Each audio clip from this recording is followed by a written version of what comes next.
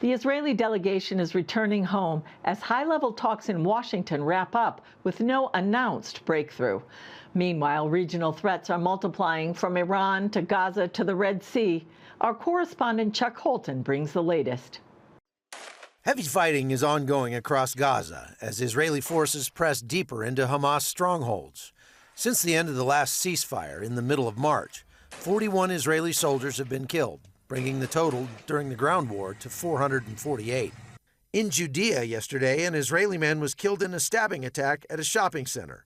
Sources allege the two assailants were members of the Palestinian Authority security forces. Prime Minister Benjamin Netanyahu has now departed Washington, following meetings with President Trump and families of the hostages. We are trying to achieve the release of half of the hostages in exchange for a 60-day ceasefire. If Hamas does not meet our terms through negotiations, we will achieve them by force.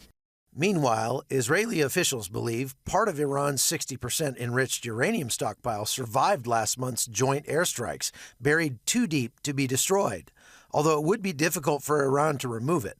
Israel may be quietly planning a new wave of strikes on Iran. And in the Red Sea, Houthi militants have resumed missile and drone attacks, threatening commercial shipping and prompting Israel to call on the U.S. to renew airstrikes against Houthi positions in Yemen. From Jerusalem, I'm Chuck Holton for CBN News. I'm joined now by our intrepid reporter, Chuck Holton. Chuck, thanks so much for that report. What do you make of this? It seems like nothing really happened. Do you think something happened? The visit with Netanyahu and Trump, obviously a large part of that was political theater. And it was a victory lap after the 12-day war and the attacks against Iran.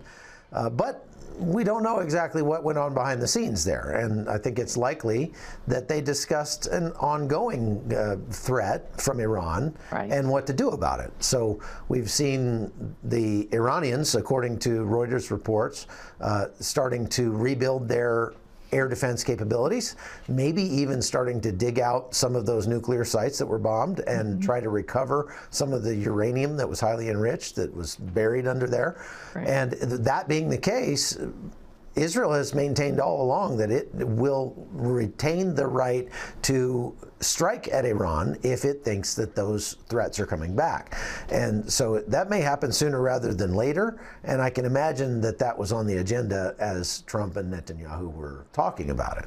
Yeah, they were both so happy about the results, although they didn't say a whole lot. Yeah, a lot of glad handing and backslapping at this. Yeah, so it seems like they're on the same page and there's something they're not telling everyone. Right, and they also made very clear to the press that they're on the same page when it comes to what's going on in Gaza and a ceasefire. Of course, Steve Witkoff is being optimistic and saying that they may get a ceasefire within the week, but it is also being made very clear by Prime Minister Netanyahu after those meetings with President Trump that Trump and I are on the same sheet of music and we want a deal, but not at any price.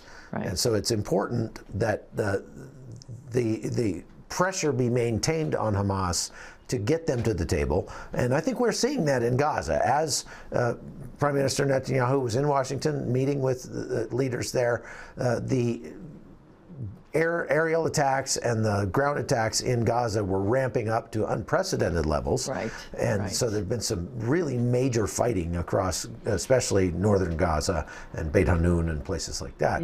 So I think all of that is carefully calibrated to push Hamas to come to the table and actually make a deal. Yeah, they certainly haven't started a ceasefire yet.